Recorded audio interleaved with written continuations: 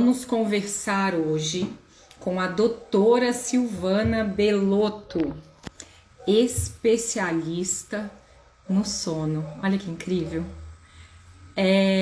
Ela é otorrino, já está entrando aqui conosco. Ela é médica do sono e incrivelmente aceitou esse convite maravilhoso. Vamos convidá-la. Enquanto ela entra, eu já vou pedir para vocês, por favor, para mandar essa live para o máximo possível de pessoas. Olá, doutora Silvana Belotto, que honra ter você aqui comigo. Estou muito feliz, muita honra minha.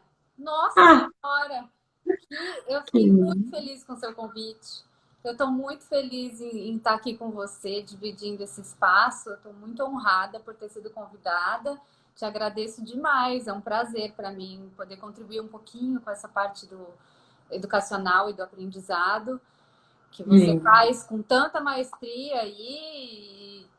Posso contribuir a minha pequena partezinha, mas o que você tiver para me perguntar e eu puder ajudar, estamos aí.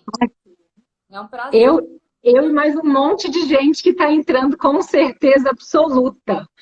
Mas hoje, para quem está chegando aqui agora, sejam bem-vindos. A gente vai conversar sobre o sono, né? Essa loucura que a gente tem vivido, principalmente agora na pandemia. Não sei, enquanto medicina, o que a gente pode agregar para quem está nos ouvindo, mas eu sei que o meu sono, ele desandou com força na pandemia. Ele já não é dos mais lindos, eu já não sou das pessoas que dormem muito. Se eu dormir aí 5 horas por noite, eu estou feliz, mas eu ainda acordo um pouco cansada. Para quem está entrando agora, sejam muito bem-vindos nessa live incrível. E aí, eu posso te chamar só de Silvana? Lógico, mas é Tá bom. lógico. Gente, para quem não sabe, a doutora Silvana Belotto, ela cresceu comigo. Nós, né, eu não posso deixar de contar isso aqui. Nós crescemos juntas, a nossa infância foi juntas, a nossa adolescência. E ela se tornou essa incrível médica que tem todo o conhecimento sobre sono e é otorrinolaringologista também. Quero que vocês treinem essa palavrinha aí, porque tem uns que enrolam a língua, que eu sei. Mas, brincadeiras à parte, ela vai nos ensinar um pouquinho sobre as possibilidades aí do sono. E eu não tinha como ficar te chamando de doutora Silvana a live inteira, tá? Sinto muito. Não tem, eu vou te chamar de Não Kel tem. também, porque Então tá bom, perfeito. 16 anos de idade e a nosso tratamento é de irmã, não é nem É. de amiga, gata, parceira, qualquer E outro. aí a gente deixa só desde os 6 anos, né? Só Só. Vocês vão ficar curiosos com o resto dessa conta, viu, povo? não, a gente não precisa somar não, nada, subtrair nada. É só contar que mesmo você em BH e eu em São Paulo, a gente continua esse laço incrível. Ai, que incrível. Gente, vamos lá. Ó, tem algumas perguntas que já foram encaminhadas na caixinha de perguntas que eu deixei desde ontem, que eu já passei para Sil, ela já sabe aqui como que a gente vai abordar alguns temas, mas todas as outras dúvidas que vocês tiverem aí, pessoal, em relação ao sono, principalmente numa abordagem do adolescente e do professor, são os assuntos que a gente vai tratar em especial. A gente vai pincelar um pouquinho do sono na infância, para vocês terem né, um nível aí de compreensão, e a gente vai juntos aqui no que vocês precisarem. Vamos lá, Sil. Tocando A primeira conforme que coisa. o pessoal for pedindo também, né? Isso, exato. Eu sou especialista em sono de adulto, né? Então eu falo mais sobre o sono de adulto. O sono do bebê tem algumas características diferentes, então eu posso esclarecer, dar uma pincelada em algumas coisas. Eu vi que chegaram algumas perguntas, fui estudar um pouco sobre isso, mas eu acho que o nosso foco é falar um pouco sobre educação do sono, melhorar o sono nos adultos e nos adolescentes e o papel disso no aprendizado, né? Que é muito importante. Exatamente. Bom, em relação à pandemia, eu acho que seria interessante comentar. teve um início de uma melhora importante do sono das pessoas, né? Parece que as pessoas relaxaram quando estavam em casa, talvez uma agonia em relação ao Covid, estar em casa deixaram as pessoas um pouco mais confortáveis, o fato de não ter que sair correndo, diminuir um pouco a velocidade da rotina de correria que estava todo mundo, né? De vai para o trabalho, leva para a escola e volta, e afazeres de casa, enfim. No começo as pessoas dormiram melhor e em maior quantidade. E depois de um tempo, eu acho que também por causa do Covid, por causa das inseguranças e agonias e angústias relacionadas à doença, que é desconhecida, ainda tem muitos fatores, muitas coisas que a gente ainda não consegue definir muito bem, provocaram uma ansiedade muito grande, a insegurança em relação ao trabalho, a questão financeira. Então, algumas pessoas se reinventaram, mas algumas pessoas ficaram muito inseguras. Até mesmo as pessoas que estavam trabalhando, se adaptaram bem em home office, ficaram desconcertadas com a nova rotina. Então, isso provocou uma ansiedade, gerou uma angústia, e ter que conviver e lidar com muitas vezes filhos e cuidar de casa, né? E lidar com muito mais coisa, acabou gerando nas pessoas insônia, de início e de manutenção, que significa dificuldade para começar o sono, dificuldade para manter o sono. Então as pessoas acordavam de madrugada já pensando, pilhadas em muitas coisas. E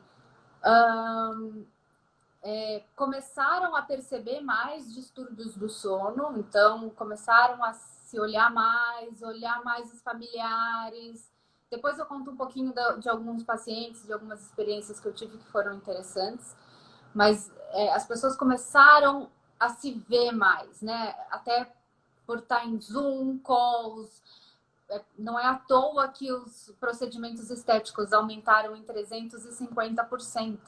Mentira! É verdade, as pessoas estão ou entediadas, ou se olhando demais, ou incomodadas com alguma coisa física ou, né, emocional, psicológica, e vão buscar alguma mudança. E isso interfere no sono também. Então, o sono acabou sendo afetado, assim, absurdamente. Eu nunca tratei tanto sono como agora, assim. Foi um período que eu tive muitos pacientes com queixa, muitos exames para fazer, muitos pesadelos os pacientes tiveram. Pacientes tiveram pesadelos bizarros, assim. Eles acabavam tendo, sei lá, sensações de que tinham monstros, medos, porque isso no subconsciente das pessoas reflete as angústias e os medos das pessoas, né? Então, Gente, será que eu sou a única pessoa que não lembro dos sonhos, então? vamos conversar sobre isso. Me contem, vocês lembram dos sonhos e pesadelos de vocês? Quem está chegando aqui, me conta isso agora. A gente lembra dos sonhos quando a gente acorda logo após dele, que acontece na fase REM do sono, que geralmente é no finalzinho da manhã. Então, quando o sono REM ele acontece, é quando a gente tem os sonhos e tem sei lá, um sonho bizarro ou muito marcante, às vezes a gente até tem reações físicas, né? Taquicardia, sudorese, às vezes acorda gritando, né? Acorda assustado, enfim.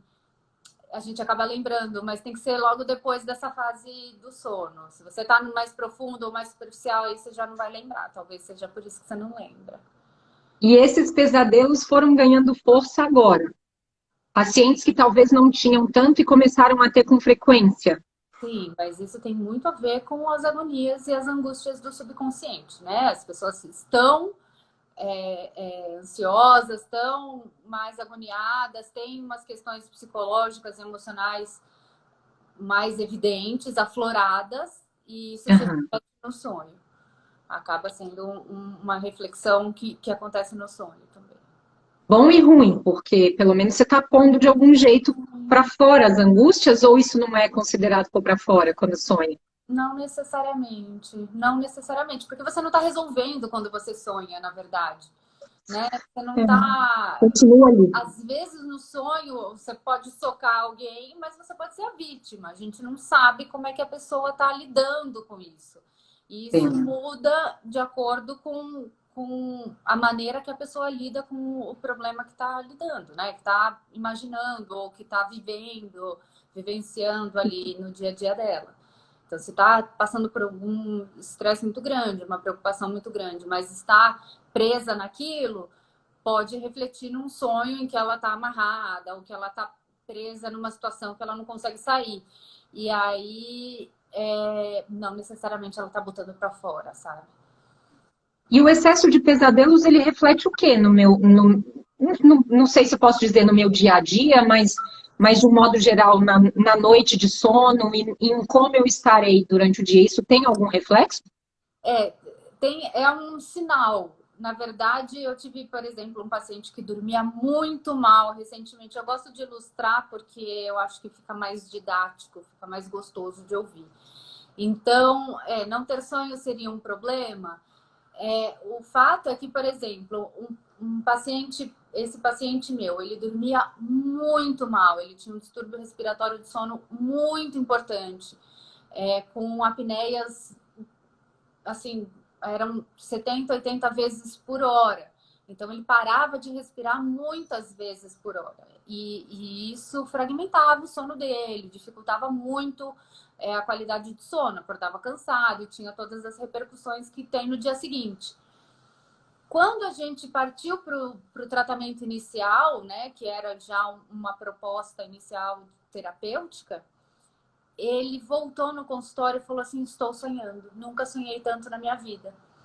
Ou seja, ele consolidou o sono, entrou mais no REM, que é um status de que ele está saindo da privação de sono e entrando de novo numa estrutura, numa arquitetura do sono mais adequada, e ele está dormindo melhor.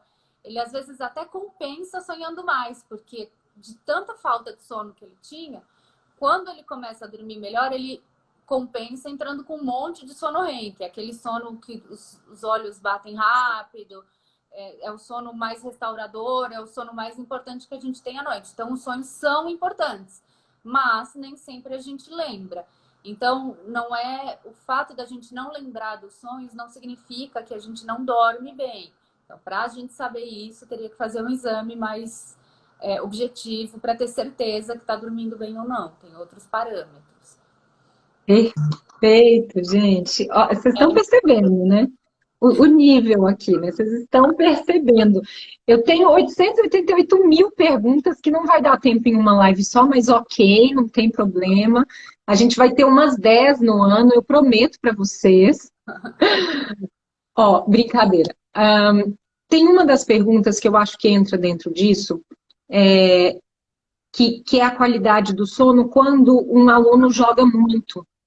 Né? Ou quando são aqueles adolescentes que jogam, às vezes até viram à noite, que é uma das perguntas que foi feita, ou quase vira à noite, né? Ou aqueles que ficam no celular por muito tempo, em um horário que ele já tinha que estar se desligando para um sono.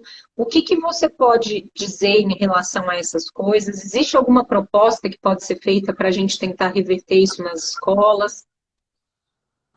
Em relação às escolas e aos professores, assim, eu acho que tudo se basearia, né? Uma grande mudança se basearia na educação do sono, tá?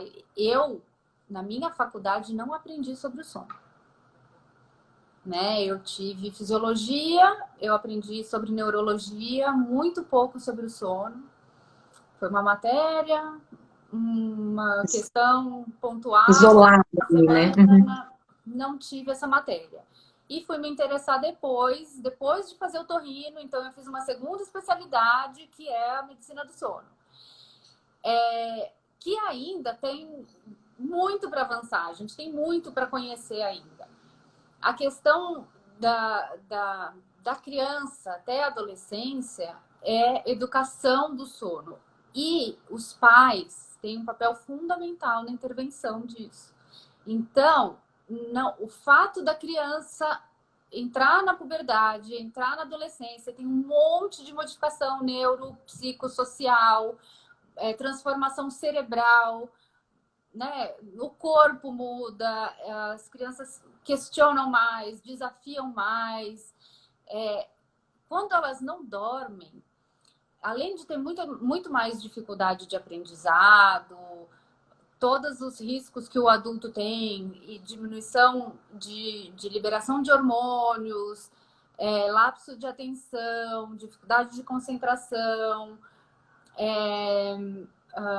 o paciente não consegue, a criança, o adolescente, ele não consegue reagir a um estímulo. Então, a gente tem uns testes que mostram assim, faz letra tal, você tem que apertar com uma certa rapidez, você tem uma demora, uma resposta prolongada aos estímulos de reação, então ela fica lentificada, o pensamento fica lento e ao mesmo tempo ela se coloca em um risco grande. Já é uma fase em que você está em formação do córtex frontal, que faz parte das emoções, da formação da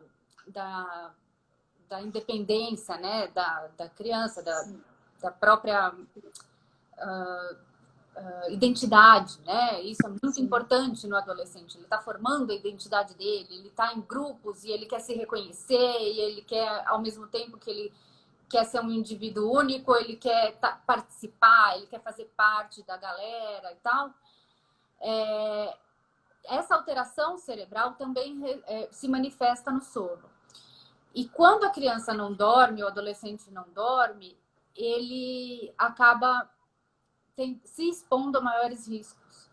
Então, risco de droga, risco de acidentes domésticos, depressão, ideação suicida.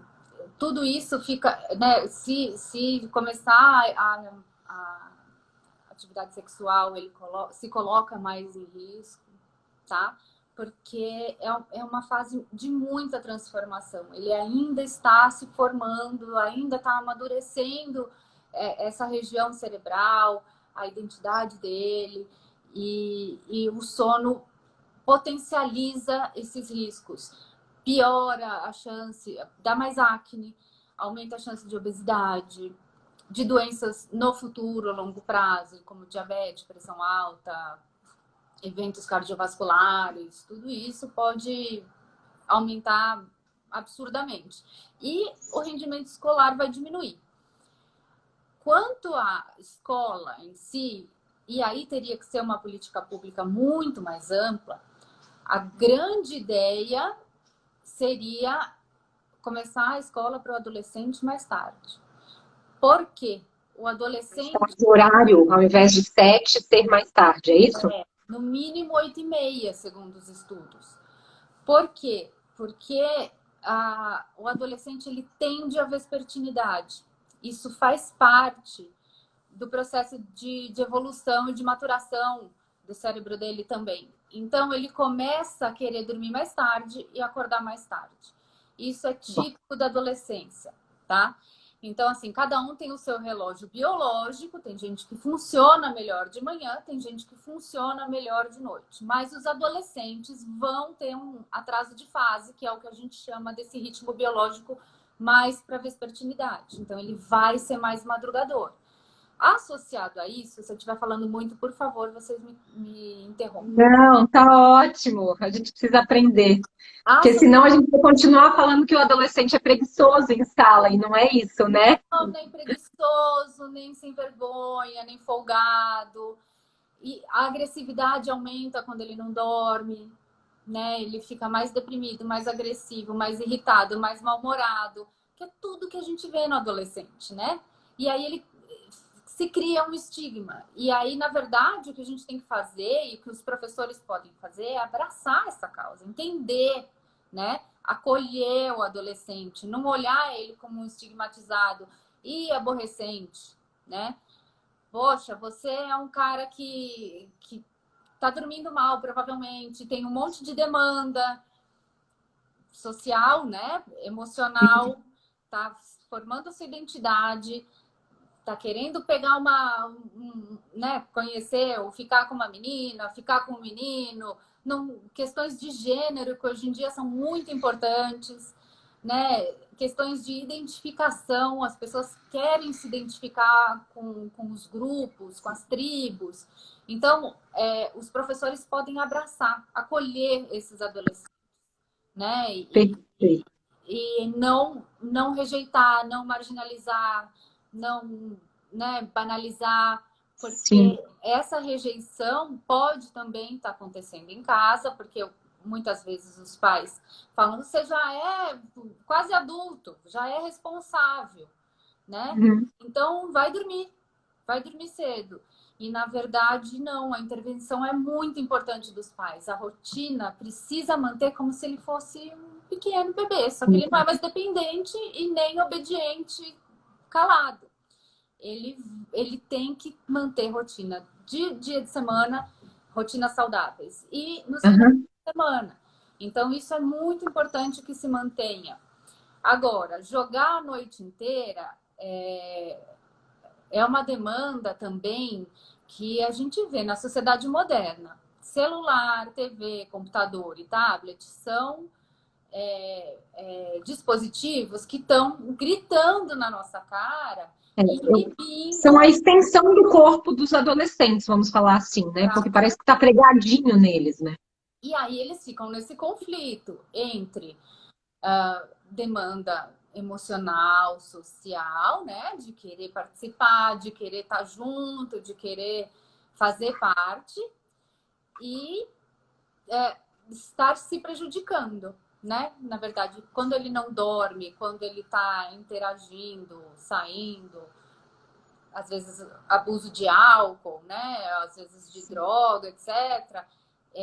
E dormindo mal, ele está se prejudicando a curto, médio e longo prazo. Então, assim, eu acho que os pais precisam intervir, não deixa de ser função deles orientar e colocar limite, impor limite. Então, assim, tantas horas por dia, vai dormir tal hora, vamos apagar as luzes e fim de papo, porque as luzes interferem muito na produção e liberação da melatonina, que é o hormônio da indução do sono que a gente tem, né, no nosso cérebro. Então, quando isso é inibido, a gente não dorme. O adolescente já tem a liberação mais tardia, naturalmente, pela adolescência da melatonina. É por isso que ele tende à vespertinidade, né? Ele começa a liberar a melatonina mais tarde. Então, se você não ajuda, né? Não apaga a luz, não fica no escuro, quieto, você prejudica ainda mais essa liberação. Agora, se o que produz a melatonina? O que produz o escuro.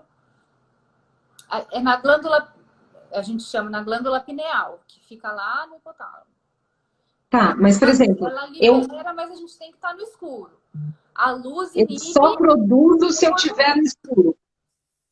Só libera, ela está sendo produzida. E você só libera quando você está no escuro. E aí, foi o mundo industrializado, a luz elétrica, que é uma coisa que a gente vê muito, né? Os centros urbanos que pioraram a qualidade do sono, porque a gente fica muito mais exposto à luz. Sim. Então as pessoas dizem, o pessoal do campo dorme melhor do que o pessoal do meio urbano. Porque no meio urbano a gente fica com uma exposição luminosa muito grande, televisão, luz, barulho, né? Às vezes tem festa nos prédios do lado, etc. Então, a liberação da melatonina está relacionada a isso. Hoje a gente até dá a melatonina exógena. Em cápsula. Em cápsula. Mas se você conseguir ter uma rotina de orientação e de bons hábitos, você não precisa entrar com absolutamente nada, né? A gente produz... Existem exceções? Existem pessoas, por exemplo, que automaticamente já produzem menos por ser, sei lá, do organismo dela ou alguma coisa assim? Ou não? Se ela tivesse uma vida dentro desses hábitos que você chama de saudáveis, ela produziria com certeza? Não.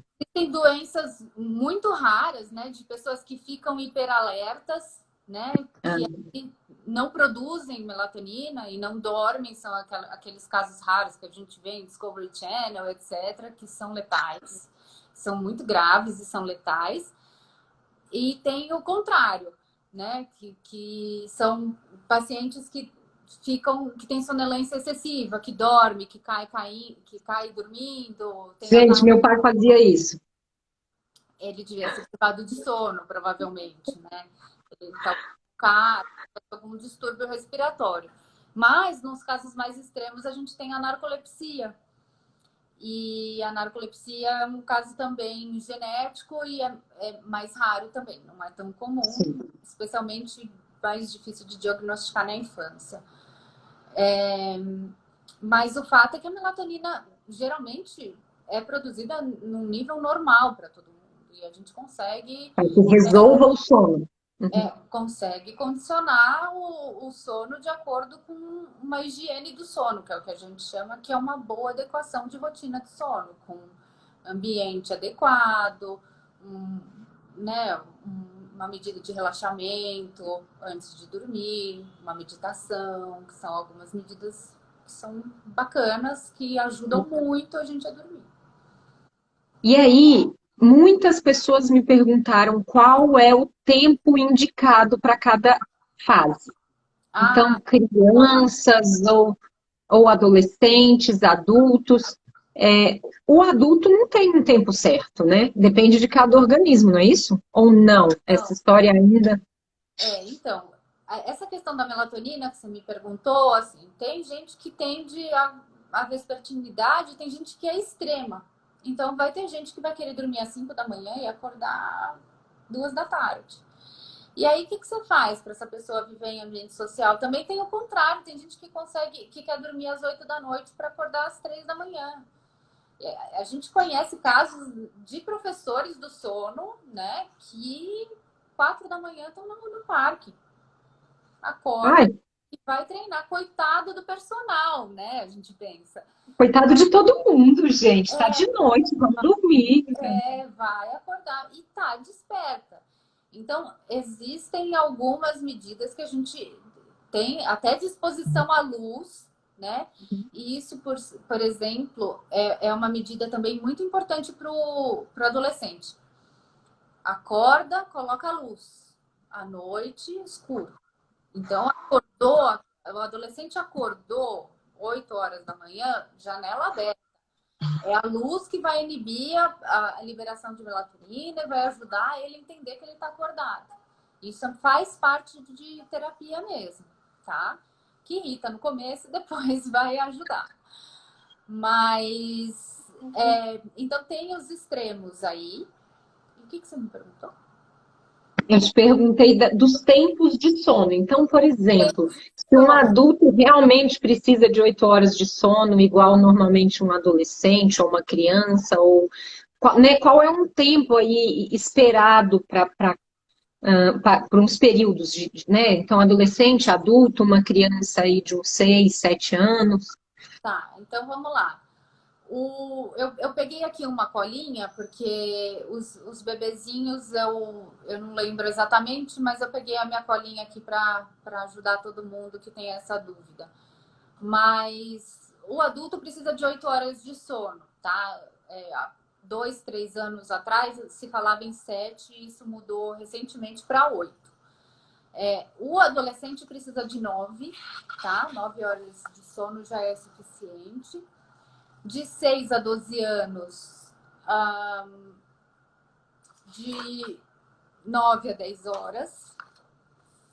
De 3 a 5 anos, 10 a 12 horas. De 1 a 3 anos, 11 a 13 horas. Eu estou voltando, né? Sim. De 2 meses a 12 meses, a um aninho, 12 a 13 horas. Tá bom? E aí, quando a gente... 13, 14 horas. Quando isso não acontece? E aí a gente está contando... Meu caso, vamos pensar um caso prático. Meu caso, eu não consigo dormir 8 horas por noite.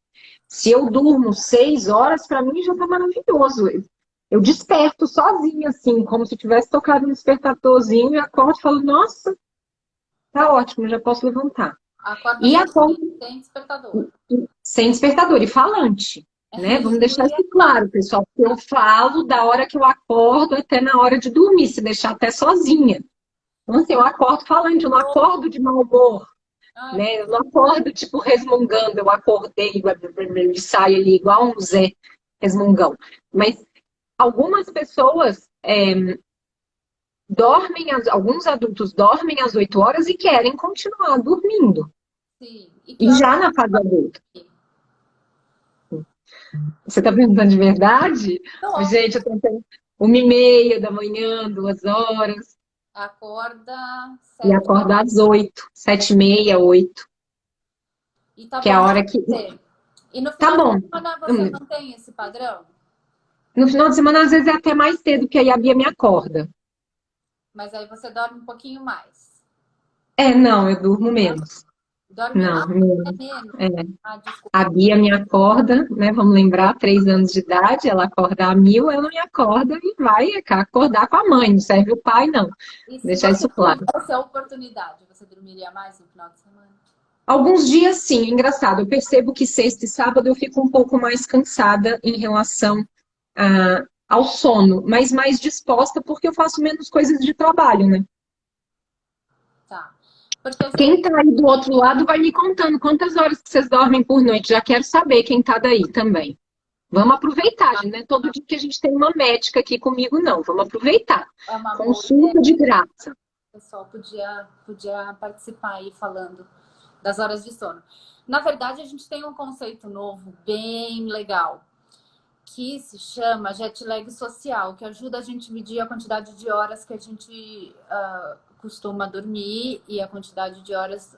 Alguém colocou 8 horas, maravilhoso. E a quantidade de horas que a gente poderia dormir.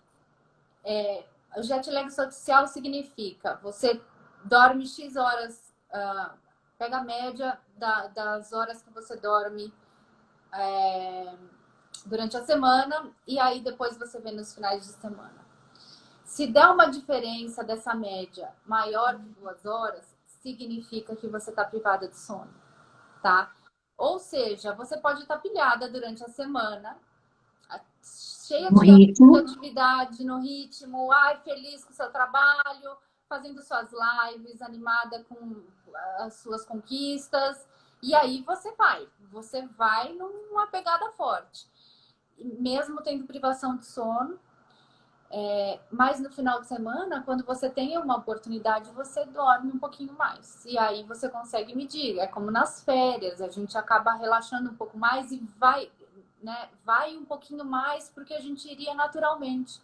Dorme o tempo que a gente dormiria naturalmente, sem intervenção externa, sem despertador, obrigação de trabalho ou social, né? Então é nesse parâmetro de férias ou de final de semana que a gente consegue perceber se você está tendo privação de sono ou não.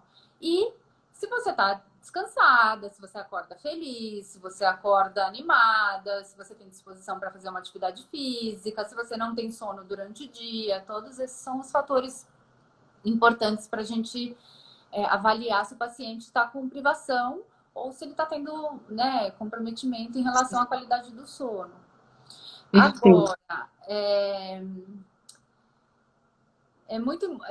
muito importante, assim, não estabelecer. Tem dormidores curtos e tem dormidores longos. Tem gente que precisa de mais horas para dormir, né? Então, Sim. é muito importante a gente ter a individualidade. O que a gente tem é um ideal, uma média que a Uhum. gente estabelece. Alguém Sim. mandou uma pergunta em relação a uma criança que dormia pouco e não cochilava tarde, né? Isso, Era exato. Tem. Uma criança que acorda cedo e não dorme durante o dia, isso é produtivo? É a Então, pergunta, eu não né? tenho mais informações sobre a criança. Primeiro, eu não sei a idade dela. Segundo, a gente não sabe se ela está tendo esse comprometimento que eu estou te falando. A gente não sabe se ela está rendendo, se ela está irritada durante o dia. O que é muito importante a gente definir aqui, que é às vezes passa muito despercebido para a gente, é que a criança, quanto menor a criança e quanto pior a qualidade do sono dela, mais agitada, mais hiperativa ela fica. Então, a criança não é como o adulto, que fica sonolento, mole, né, desanimado, quer É o inverso. ficar... Ele fica irritado, ele fica agitado, ele fica ativo. E aí tem gente que acha que é hiperatividade, tem gente que acha que a criança é mal criada, e E aí, raça, é. Uhum. né? Então aí eu precisava de um pouco mais de informação em relação a essa criança para saber se ela está produzindo ou não. Mas uma criança que não tem o cochilo durante o dia, geralmente isso acaba interferindo no sono à noite. Se ela estiver plena, acordando bem, dormindo tranquila à noite, num horário sempre padrão, mais ou menos, e tiver rendendo nas atividades dela, teoricamente ela é saudável, não precisa, tá? Teoricamente, mas eu não consigo informar com isso que me trouxeram nessa pergunta. Ótimo. A Ju colocou aqui, do Beleza para Aristóteles, que ela dorme em média 6 a 7 horas, mas ela acorda sempre 3 horas da madrugada e coloca a mente para se divertir. Como assim? Você consegue me explicar isso, Ju, por favor, aqui? Como assim a sua mente começa a se divertir 3 horas da madrugada, minha filha? Como? Discorra! E aí você consegue dormir de novo? Ou você acorda 3 horas e não dorme mais? Sandra falou que dorme só 5 horas e meia por dia, mas você fica cansada ou tá legal, Sandra? Que eu acho que, se eu conheço bem Sandra, ela é parecida comigo. Ah, você tá rindo, né, Ju? Você pode me dizer aqui, por favor. Ó, você deixa a gente curiosa, você coloca a mente para divertir 3 horas da madrugada e não diz Coloca mais a mente nada. para me divertir foi muito, né? Ela deu uma atiçada na nossa curiosidade. A Pelo gente amor de quer Deus, ver, eu quero saber. Me quer dê ver. detalhes disso. Não às 3 da manhã, Ó, quer saber. como assim? Tem uma outra coisa interessante que nos perguntaram, é assim, quais são os benefícios, mas quais são os malefícios da noite de sono mal dormida? Porque benefícios, ok, é meio óbvio, né? A gente se sente mais disposto, a gente tem um dia melhor, a gente rende mais, a gente fica mais alegre, né? Tem pessoas que são mais falantes quando dormem melhor. Mas e os malefícios disso tudo? O que isso vai gerando a curto e longo prazo? Então, eu vou falar do bom e do ruim, e aí a gente vai. São inversamente proporcionais, né? O sono, ele é um repositor da nossa energia, da energia que a gente gasta durante o dia, tá? A gente tem uma queda da temperatura quando a gente vai dormir, nossa temperatura cai, né? Entra em homeostase e o corpo começa a ter uma queda no metabolismo a ponto de se preservar, de recuperar essa energia para no dia seguinte estar em plena condição de retomar as atividades com energia suficiente. É como se a gente estivesse poupando ou recuperando a energia gasta do dia anterior. É à noite também que a gente produz os hormônios mais importantes que a gente precisa para todo o nosso anabolismo, tá? Então, a liberação de GH, prolactina, tem uma diminuição de cortisol, diminuição da absorção pelo fígado da glicose, aumento de massa muscular, acontece, né, à noite por causa da liberação do GH, aumento da liberação de testosterona. Que mais? O sistema imunológico, ele é muito... ele quando a gente não dorme, ele é prejudicado, enfim. Ele é afetado, né? Uhum. Ele funciona normalmente quando a gente está dormindo bem, tá? Não é que ele é ativado, mas quando a gente dorme mal, é por isso que a gente diz, a tua imunidade vai cair. Se você está dormindo mal, a tua imunidade vai cair. Porque realmente o sono interfere, o mau sono interfere na liberação de citocinas, interleucinas, células humorais, etc. Então, é outro malefício da má qualidade do sono. aumenta risco para má qualidade do sono, aumenta risco já comprovadamente, tá? Fator de risco já estabelecido para obesidade, para diabetes, para hipertensão, para eventos cardiovasculares, acne. O Covid veio uma onda aí dizendo que quem dormia mal também tinha mais risco de pegar Covid, né? Por conta da imunidade. Gente, estou indo dormir ali e já volto. Peraí. Pelo amor de Deus. Então, o sono, ele restabelece todo o nosso funcionamento ideal, né? Ele restaura nosso funcionamento. E aí diminui o cortisol, que é um hormônio do estresse, que tem um monte de comprometimento se ele está muito alterado, né? Então, um professor que dorme mal, ele tende a ficar mais estressado em sala. Tende a ficar mais estressado, ele fica super irritado, ele fica mal-humorado. É aquele típico adolescente que chega na sala, quer, né? Então, e o professor idem. E o professor vai chegar na sala também irritado, com uma noite de sono ruim, estressado, vai discutir mais com os alunos. Exatamente. E vai virando uma bolinha de neve. Exatamente. E é por isso que, assim, só que o adolescente, ele não tem ainda a maturação cerebral, né? A maturidade também de entender sobre isso, de falar, olha, eu não estou num dia legal, né? Hoje dormi mal. Muitas vezes ele não sabe, ele fala, não estou nem aí, eu não quero. Mas o professor tem essa maturidade, ele tem esse conhecimento e ele pode acolher. A gente só precisa trabalhar isso, né, gente? Porque alguns não dão conta, né? Quem é coordenador aqui sabe bem, né? Tem uns professores que infelizmente não dão conta de se entender. E eu falo muito isso. A gente precisa se entender, ter esse autoconhecimento para saber, né? Para conhecer melhor quem somos no momento de felicidade, de tristeza, de raiva, para a gente conseguir ir lidando, porque senão a gente começa uma aula ou atender um pai, a gente vai se irritando, se frustrando e de repente a gente está dando patada no outro sem necessidade, porque a gente não se conhece, né? Não, e tem uma série de demandas que vão se somando. Me conta um pouquinho do que vocês recebem de demanda de adolescente. Nossa, então, vamos, quem tá aqui pode falar também, viu, pessoal? O que vocês observam que acontece muito em sala de aula com os adolescentes? O que a gente observa muito na escola são adolescentes extremamente agressivos, né? Assim, o estupim é curto, vamos falar assim, não é agressivo, mas o estupim é curto. Eles precisam de quase nada para se irritarem profundamente. E muitas vezes até chegam a vias de querer agredir ou de querer alguma coisa nesse sentido que a gente precisa intervir para não acontecer uma coisa pior. E muitas vezes tem todo esse histórico aí que você está falando por trás. São adolescentes que estão usando muito o celular, ou que estão jogando em excesso, ou que estão com uma família ausente.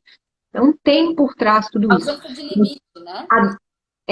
Agora, adolescentes dormindo em aula no turno da manhã é uma febre. É uma febre. A gente tem um índice altíssimo de alunos que de 7 até na hora do recreio querem dormir só. O recreio é às 9. Então é quase o horário que você falou. É quase o horário que você falou que é ideal para a aula começar, né? Que é 8h30. Eu tenho muito caso. Eu estava lendo um estudo agora. Existe um projeto da Cotemina, sabe? A Coteminas Sim. Empresa de cama, mesa e banho. Ela está com um projeto que chama Persono. E eles estão fazendo um trabalho de conscientização, de orientação sobre o sono e trazendo dispositivos também de monitoramento tecnológico para o sono, né? Que é muito importante isso. Poucas pessoas vão buscar sobre o sono ainda, né? Sim. Tem que ir no especialista do sono, não é tão difundido isso. Você tem que fazer um exame do sono, isso não é tão frequente também que se peçam. Às vezes a ginecologista trata a gente, não é da melhor maneira, e às vezes não faz exame, enfim. Às vezes até um clínico geral, enfim, né? Mas assim, não são os especialistas, né? De uma maneira mais superficial. Às vezes nem perguntam de sono, etc. E esse estudo que eu vi no Persona foi muito interessante, porque eles falaram sobre uma escola que as escolas em Seattle começaram fizeram uma adaptação no horário de high school para as 8h30. E essa adaptação foi muito, muito legal. Então, é o único lugar no mundo que fez essa adaptação de adolescente. Então, na escola do ensino médio, eles conseguiram adaptar o horário para a melhoria do adolescente, para o melhor rendimento do adolescente. E no estudo já mostra se houve resultado? Não, é recente, né? Entendi. Mas que levantaram essa questão, levantaram essa bola, porque é comprovado, né, que o adolescente Sim. não consegue dormir nos mesmos horários, não se adapta e não rende. E aí eles puxaram o horário para um pouquinho mais tarde. Isso é maravilhoso, né? Assim, foi uma mobilização muito legal. E é um projeto também na Associação Brasileira de Sono também de fazer isso. De orientar, de tentar modificar horários, porque o adolescente não rende e fica agressivo mesmo, fica irritado mesmo, pode ter um monte de comprometimento psicossocial, aquela questão dos riscos que eu já falei, né? Eles colocam Sim. risco mesmo. Bom, é o sono que é uma coisa relativamente fácil de resolver, né? O trabalho já está tendo um pouquinho mais de flexibilidade dos horários. As pessoas estão Sim. conseguindo fazer turnos diferentes. Por que não Sim. na escola, né? Então, é uma É, ideia muito legal. o que eu sinto é que a escola é a última coisa que acontece na maior parte dos países, né? Então, as transformações, elas vêm na tecnologia, elas vêm em vários outros aspectos, e a escola tende a ser tardia num processo de evolução em alguns países, não vou dizer em todos, mas em alguns países, né, em especial nosso querido e lindo Brasil. Mas eu não desisto, galera, a gente vai conseguir mudar nosso Brasil. Tem uma das perguntas que eu acho que tem um pouco de relação com isso, é assim, as crianças, porque aí agora a gente falou dos adolescentes tentarem, né, estudar mais tarde. Mas as crianças, de um modo geral, aí vamos pegar até o início da adolescência, elas tendem a dormir mais do fim da manhã para o início da tarde. Como que fica dentro dos estudos, não sei se você tem lido, já leu alguma coisa, como que fica isso para facilitar? Porque, por exemplo, se eu mando a criança na escola de manhã, ela não vai absorver tudo que ela tem para absorver, porque vai chegando no fim da manhã, ela está cansada. Se eu mando de tarde, ela vai começar cansada porque ela ainda não dormiu. Então, existe alguma coisa que possa reduzir essa dificuldade aí de adaptação do sono da criança na escola? Você está se referindo aos cochilos, né? Que ainda depende de Vamos pensar uma situação prática. A minha filha, ela dorme de 2 às 3 ou de 3 às 4 todos os dias. Se eu mando ela para a escola de tarde, ela pode, de repente, pelo agito, barulho, não ter o sono da tarde e prejudicar, inclusive, o sono da noite, como você falou, porque ela vai entrando no agito e tal. Mas se eu mando ela de manhã, pode ser também que ela não renda igual, porque ela não está ali num ritmo adequado para estar ali de manhã. Então, existe alguma coisa que pode ser pensada para as crianças para auxiliar na escola? As escolas para criança, idealmente, elas têm que intercalar atividade pedagógica com atividade relaxante, né?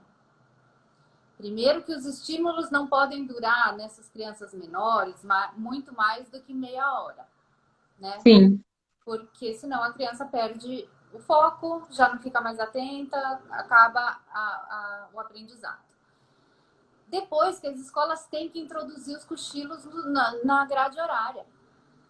Tem que introduzir cochilo.